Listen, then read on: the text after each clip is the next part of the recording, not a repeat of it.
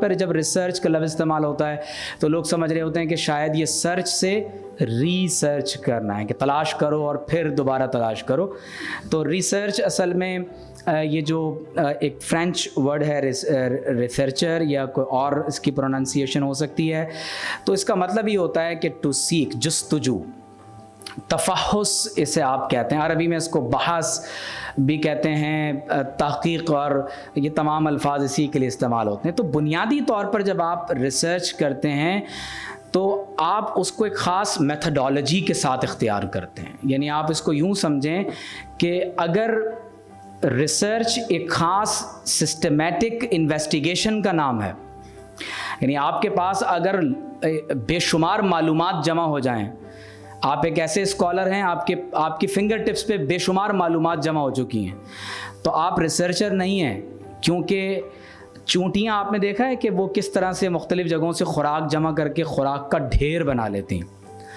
وہ ایک ڈھیر کی مانند ان کے پاس خوراک کا ذخیرہ جمع ہوتا ہے، لیکن وہ ریسرچرز نہیں. ٹھیک ہے. فلاسفرز کیا کرتے ہیں، وہ جیسے آپ نے مکڑی دیکھی ہے کہ وہ اپنے جال میں کس طرح سے چیزوں کو پھنسا لیتی ہے، وہ اپنے فلاسفرز بھی اسی طرح سے وہ اپنے افکار و خیالات کے جال بنتے ہیں، اور آپ کو بہت سسٹمیٹک انداز سے آپ کو ان کے جال بنے ہوئے نظر آئیں گے. لیکن ریسرچر کا کام اس سے آگے کا ہے، اور وہ یہ ہے کہ آپ مختلف اہل علم سے، ان کی کتابوں سے، مقالات سے، گفتگو سے استفادہ کرتے ہیں، اور پھر اس کے بعد جس طرح شہد کی مکھی مختلف پھولوں سے رس چوستی ہے، اور پھر اپنا فہم اور فراست اور علم اور تجربہ ملا کر آپ اس میں پھر محنت کرتے ہیں تو شہد تیار ہوتا ہے. تو ریسرچ اسی طرح سے ہوتی. ریسرچ میتھڈالوجی پر عموماً جو اساتذہ آپ کو بتا رہے ہوتے ہیں وہ مختلف میتھڈز ہیں یا ٹولز ہیں یا وہ ایٹیکیٹس ہیں جو ریسرچ سے متعلق آپ کو پیش نظر رکھنے ہوتے ہیں. لیکن آپ کو یہ بات معلوم ہونی چاہیے کہ ریسرچ میں سب سے زیادہ امپورٹنٹ چیز وہ آپ کا صاحب مطالعہ ہونا ہے. علی میاں سے جب کسی نے پوچھا کہ مجھے کب لکھنا، میں کب لکھوں اور کیسے لکھوں، تو آپ نے فرمایا کہ جب تم اتنا پڑھ لو کہ پڑھنے کے بعد ابلنے لگو تو پھر لکھو. یعنی جب تک آپ کی سیلف اسٹڈی نہیں ہے، آپ نے ڈیپ انٹیمیٹ مطالعے کے بعد چیزوں کو حاصل نہیں کیا، تو آپ کسی بھی طور پر ایک جینوین ریسرچر نہیں ہو سکتے. ہو سکتا ہے کہ ایک بہت بڑا سائنسدان ہو اور اس نے صرف ایک صفحے پر کوئی ریسرچ لکھی ہو، یہ ممکن ہے. اپلائیڈ سائنسز میں اس کا بالکل امکان ہے کہ اس نے سالوں کی محنت کے بعد صرف ایک صفحے پر کچھ فارمولاز ایجاد کیے ہیں، اس نے کوئی نئی چیز تخلیق کی ہے، ایٹم بم بنایا ہے، ہائیڈروجن بامز اس نے ایجاد کیے ہیں. تو ظاہر ہے کہ یہ بہت میٹر کرتا ہے کہ آپ کتنے صاحب مطالعہ ہیں. تو ہوتا یہ ہے کہ عموماً میرا ایکسپیرینس اس بارے میں یہ ہے کہ ہم زیادہ تر توجہ کس بات پر دے رہے ہوتے ہیں، حوالہ اس طرح دینا ہے، یہ والا نام پہلے لکھنا ہے، یہ والا نام بعد میں لکھنا ہے، اور اس طرح کی جو اسکلفل تھنگز ہوتی ہیں ہم ان پر زیادہ توجہ دیتے ہیں. اسکلز شدید ضروری اس لیے ہیں کہ اگر آپ نے اسکلڈ ریسرچ نہیں کی تو نتیجہ یہ ہوگا کہ ایک سسٹمیٹک انویسٹیگیشن اور ریسرچ کے ساتھ آپ کام نہیں کر سکیں گے. لیکن اس کی جو بیس ہے، بنیاد ہے، وہ کیا ہے کہ آپ نے کثرت مطالعہ کے ساتھ آگے بڑھنا ہے. پھر اس میں ایک امپورٹنٹ چیز ہے کہ اویلیبل لٹریچر کو آپ ضرور ریویو کر لیں. اگر آپ کسی بھی عنوان پر لکھنے جا رہے ہیں تو پہلے یہ تو دیکھ لیں کہ ماضی میں لوگوں نے اس بارے میں کیا لکھا ہوا ہے. اب آپ اس سے آگے بڑھنے کی کوشش کریں. تو آپ جب اپنے بزرگوں کا کام پڑھیں گے، دیکھیں گے، تو آپ کو اندازہ ہوگا کہ تقریباً کم و بیش تمام ہی بڑے چھوٹے عنوانات پر وہ کام کر چکے ہیں. اب آپ کو ان بڑے مسائل اور مصادر کو پیش نظر رکھتے ہوئے اپنے دور کے جو ایشوز ہیں تحقیق کے ساتھ آپ نے ان کو حل کرنا ہوگا.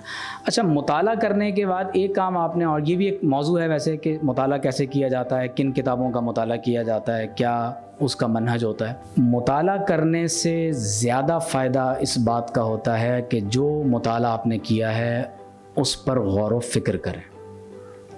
عموماً ہم صرف پڑھ رہے ہوتے ہیں، ہم اپنے پڑھے ہوئے پر سوچتے نہیں. جب آپ اپنے مطالعے پر غور و فکر کرتے ہیں تو اس سے آپ کی فہم کی سرحدوں میں اضافہ ہوتا ہے. تو اگر آپ اپنے فہم کی سرحدوں میں اضافہ چاہتے ہیں تو آپ کو اپنے مطالعے پر غور و فکر کرنا پڑے گا. بغیر غور و فکر کے آپ کبھی بھی اپنے مقصود و منتہا کو نہیں پہنچ سکتے. تو ضروری یہ ہے کہ آپ مطالعہ کریں, غور و فکر کریں, اور جب آپ میں غور و فکر کی اور کرٹیکل تھنکنگ کی عادت ہو جائے گی تو نتیجہ یہ نکلے گا کہ اگر آپ اپنے علوم اسلامیہ کی بنیاد میں آپ مضبوط ہیں, قرآن و سنت کو آپ نے بہت اچھے طریقے سے پڑھا ہے, اب آپ دنیا کے کسی بھی مفکر کو اسلامی علوم میں پڑھیں گے تو سب سے بڑا فائدہ آپ کو یہ ہوگا کہ اگر وہ کہیں فکری غلطی کر رہا ہے تو آپ اس کی غلطی کی پیروی نہیں کریں گے بلکہ آپ اس کی غلطی کی نشاندہی کریں گے. تو یہ بہت ضروری ہے کہ آپ صرف مطالعہ نہ کریں بلکہ مطالعے پر غور و فکر کریں. ہو سکتا ہے کہ جس کی کتاب آپ پڑھ رہے ہیں اس نے درست نہ لکھا ہوا ہو, اس کا بالکل امکان ہے. اردو ادب کا مطالعہ ضرور کریں. جس لینگویج میں آپ لوگ لکھنا چاہتے ہیں نا, اگر آپ انگلش میں لکھتے ہیں, عربی میں لکھتے ہیں یا اردو میں لکھتے ہیں, اس کے لٹریچر کا مطالعہ بہت ضروری ہے. عموماً ہوتا یہ ہے کہ ہمارے ہاں علوم اسلامیہ کے طلباء طالبات اردو میں ہی مقالہ جات لکھتے ہیں لیکن ان کی اردو بہت عمدہ نہیں ہوتی. تو اگر آپ چاہتے ہیں کہ آپ زباندانی کا فن جانیں, آپ کی تحریر نہایت ہی شائستہ اور شستہ ہو, آپ مختصر لفظوں میں جامع بات کہنے کا فن جان لیں, یا ایک مختصر بات کو آپ بہت سارے مختلف زاویوں سے کہنے کا انداز آپ کو آ جائے, تو ظاہر ہے کہ یہ اسی وقت ہوگا کہ جب آپ جس زبان میں آپ اپنا مقالہ لکھنا چاہتے ہیں تو اس کا جو ادب ہے وہ آپ کو آتا ہو. اور کہتے ہیں کہ صحیح لینگویج اس وقت آتی ہے جب آپ کسی زبان کی شاعری صحیح سمجھ سکتے ہیں. تو شاعری پڑھنی چاہیے. شاعری پڑھنے سے آپ کو فائدہ یہ ہوگا کہ آپ جب شاعری کا مطالعہ کریں گے تو الفاظ کا ایک سمجھیں کہ ایک بحر بے کراں آپ کے لیے بالکل منتظر ہوگا, اور آپ لطف لے کر اس شاعری کو پڑھیں تو اس کا فائدہ یہ ہوگا کہ جب آپ گفتگو کریں گے تو ان الفاظ کا ریفلیکشن آپ کے لب و لہجے میں اور آپ کی تحریر میں واضح ہوگا. تو اردو ادب کا مطالعہ ضروری ہے. اور اس میں ایک چیز میں اور یہ ایڈ کر دوں کہ تحقیق میں سب سے امپورٹنٹ چیز ہے جستجو. ٹھیک ہے, جب آپ ریسرچ کر رہے ہیں تو آپ میں طلب کا ہونا, ڈیزائر, ایک جستجو تحقیق کی, یہ بہت ضروری ہے. اگر آپ میں جستجو ہی نہیں ہے, بہت سے اسٹوڈنٹس آتے ہیں, میں آپ کو ذاتی تجربہ بتاؤں کہ جب ہم اسٹوڈنٹس ہمارے پاس آتے ہیں تو ایک عمومی رجحان طلباء کا یہ ہوتا ہے کہ بس جلدی جلدی مقالہ جیسے تیسے کر کے لکھیں اور جمع کرا دیں. اب ہمارے ہاں جو جامعات میں جو ہوا چل رہی ہے تو اس کا نتیجہ یہی ہوتا ہے کہ پھر اساتذہ طلباء وہ یہی ہو رہا ہوتا ہے کہ بس جلدی جلدی مقالہ جمع کراؤ, ڈگری لو اور جاؤ.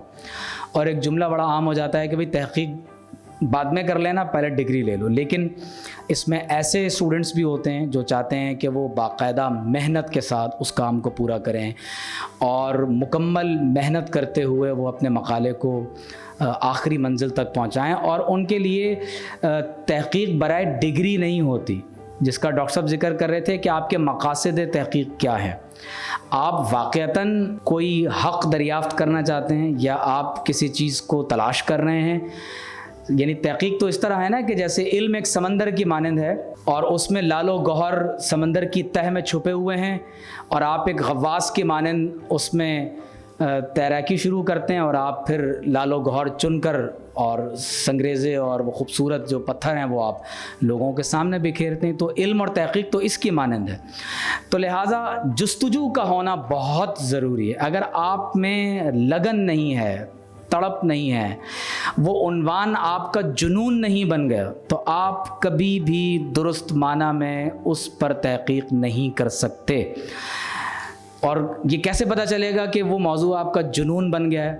اگر آپ کو اس موضوع پر خواب آنے لگیں, خواب میں بھی اگر آپ کو لگے کہ آپ اسی موضوع پر بات کر رہے ہیں, تحقیق کر رہے ہیں, تو پھر لگے گا کہ ہاں واقعتاً وہ آپ کے لیے جو ہے وہ بہت امپورٹنس جو ہے وہ موضوع جو ہے وہ اختیار کر گیا ہے.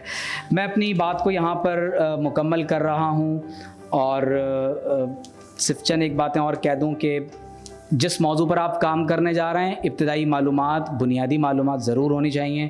اب معلوم ہوا کہ آپ لکھنا چاہتے ہیں علم البدیع، معانی اور بیان پر، اور پتہ چلا کہ ہادہ کتابن اور ہادہ قلمن بھی نہیں آتا. تو موضوع بہت بڑا چن لیا لیکن ہمارے پاس اس موضوع تک پہنچنے کے ٹولز پورے نہیں. تو لہٰذا یہ بہت ضروری ہے کہ آپ خود ایک ریسرچر کے اندر یہ صلاحیت ہو کہ وہ جس موضوع پر کام کر رہا ہے تو وہ اس عنوان کے بارے میں بنیادی نہیں بلکہ اچھی خاصی معلومات رکھتا ہو. یہ جو آپ کا ایم ایس میں جو کورس ورک ہوتا ہے نا، اس کا بنیادی مقصد ہی یہ ہوتا ہے کہ آپ کو مختلف ڈسپلن سے متعلق علوم پڑھائے جاتے ہیں. درس نظامی کے طلباء اور طالبات کے لیے تو یہ بہت آسان اس لیے ہو جاتا ہے کہ وہ آلریڈی بہت کچھ پہلے پڑھ چکے ہوتے ہیں. تو لہٰذا آپ نے کوشش یہ کرنی ہے کہ آپ موضوع بولیں جس میں آپ کی دلچسپی ہے اور آپ سمجھتے ہیں کہ اس موضوع میں آپ واقعتاً حق ادا کر سکتے ہیں. اسی طرح سے یہ ضروری ہے کہ آپ اپنے اندر بتدریج ایکسپیرینس پیدا کریں ریسرچ کا. آپ کو معلوم ہو کہ اگر مجھے ڈیٹا کلیکٹ کرنا ہے تو ڈیٹا کلیکشن مجھے لوگوں کی گفتگو سن کر کرنا ہے، مجھے انٹرویوز کرنے ہیں، مجھے براہ راست آبزرویشنز یا ایکسپیرینسز کی طرف جانا ہے، یا مجھے کتابوں سے ڈیٹا کلیکٹ کرنا ہے. یہ بہت امپورٹنٹ چیز ہوتی ہے. تو ویل ایکسپیرینس ہونا ضروری ہے. پھر اس میں یہ بھی ایک بڑی امپورٹنٹ چیز ہے کہ کچھ لوگوں میں اللہ تعالیٰ ایک فطری صلاحیت دے دیتا ہے.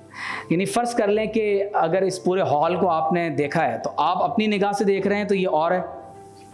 اسی ہال کو اگر کوئی آرٹسٹ دیکھے گا تو وہ اس کو الگ نگاہ سے دیکھے گا. ایک آرٹسٹ اگر اس دیوار کو دیکھ رہا ہے تو اس کا دیکھنے کا انداز اور ہوگا. اگر کوئی ایسا شخص ہے جو انجینئر ہے تو ظاہر ہے کہ وہ اس کو اور انداز سے دیکھے گا. ہم اس کو بالکل الگ انداز سے دیکھ رہے ہیں. تو ہر چیز میں ہر شخص کے اندر ایک فطری صلاحیت، استعداد اللہ نے رکھی ہوتی ہے. دیکھیں سیب تو کئی لوگوں کے اوپر گرا ہوگا، کئی لوگوں نے سیب اوپر سے نیچے اترتا ہوا دیکھا ہوگا، لیکن ایک سائنسدان نے اس کی وجہ تلاش کی اور بالآخر وہ ایک بڑے نتیجے پر پہنچا. یہ بھی ضروری ہے کہ آپ اپنے جو کچھ سپرسٹیشنز کا ہم شکار ہو جاتے ہیں بعض اوقات، اور کچھ چیزیں ایسی ہوتی ہیں کہ جو ہمارے معاشرتی اقدار کی وجہ سے ہم پر بڑا سخت اثر انداز ہوتی ہیں اور ہم اس کے خلاف تحقیق کرنے کے لیے تیار نہیں ہوتے، کسی بھی صورت میں تیار نہیں ہوتے کہ یہ تو ممکن ہی نہیں ہے، بلکہ شاید بعض اوقات اس چیز کے بارے میں سوچنا یہ بھی ہمارے لیے بہت مشکل ہو جاتا ہے. ابھی آپ اس کی ایک بڑی مثال اسلامک بینکنگ کی دیکھ سکتے ہیں. ہمارے ہاں جو مختلف مکاتب فقہ کی آراء کو جوڑ کر دور جدید میں کوئی نتیجہ نکالنا، ہمارے ہاں عمومی طور پر اس کو جو اہل علم مقلدین ہیں وہ تسلیم نہیں کرتے، لیکن آپ کو اسلامک بینکنگ میں جگہ جگہ اس کی آپ کو مثالیں نظر آئیں گی. کیونکہ ہمارے اہل علم نے یہ دیکھ لیا کہ اب تو دنیا گلوبل ورلڈ میں تبدیل ہو چکی ہے، گلوبلائزیشن کا دور ہے. اب ایک حنفی ایک شافعی کے ساتھ تجارت کر رہا ہے اور بہت ایزیلی ہو رہی ہے تجارت. آپ بلاد غرب کے ساتھ جب تجارت کریں گے تو اکثریت وہاں کی مالکیہ میں سے. تو ضرورت اس بات کی ہے کہ آپ اپنے آپ کو خول سے آزاد کریں. ہر ریسرچر کا ایک خول ہوتا ہے، آپ اس خول کے اندر بند ہوتے ہیں اور آپ اس بند خول سے آزاد ہو کر جب تک قرآن و سنت کے اصل مصادر کی طرف رجوع نہیں کریں گے، اپنی روایت، اجماع امت اور تاریخ کو نہیں دیکھیں گے، اس وقت تک شاید آپ کو بہتر نتیجہ نہیں نکال سکتے. اسی طرح آنیسٹی کی بات ہو چکی ہے. میں اس میں بس یہ آپ سے ضرور کہوں گا کہ اپنی لینگویج کے ساتھ اپنی جو لائبریری ہے آپ اس کو ضرور بہتر کریں. لائبریری ذاتی بھی ہو سکتی ہے. ایک زمانے میں جب بلاسفیمی پر میں کچھ کام کر رہا تھا، میرے پاس کتابیں نہیں تھیں. آپ کو معلوم ہے کہ میں مکتبۃ الحم جا کر وہاں سے میں کتاب جو ہے وہ دیکھ کر میں نے اجازت لے لی تھی مالک سے، تو میں نے وہاں کھڑے ہو کر کچھ کتابوں کا حوالہ وہاں سے دیا. کوشش کریں، معلوم کریں کہ کراچی میں کون کون سی لائبریریز ہیں اور کہاں کہاں ہیں، کتنی بڑی لائبریریز موجود ہیں، ان لائبریریز کے اوقات کیا ہیں، جائیں ان لائبریریز سے استفادہ کریں. بہت سارے عنوانات ہیں. سوال نامہ کیسے بنتا ہے، پھر آپ جب میتھڈالوجیز کی طرف جاتے ہیں تو وہ مختلف میتھڈز ہیں جو اس حوالے سے جو ریسرچ میں استعمال کیے جاتے ہیں، وہ پورا ایک الگ عنوان ہے. شکریہ.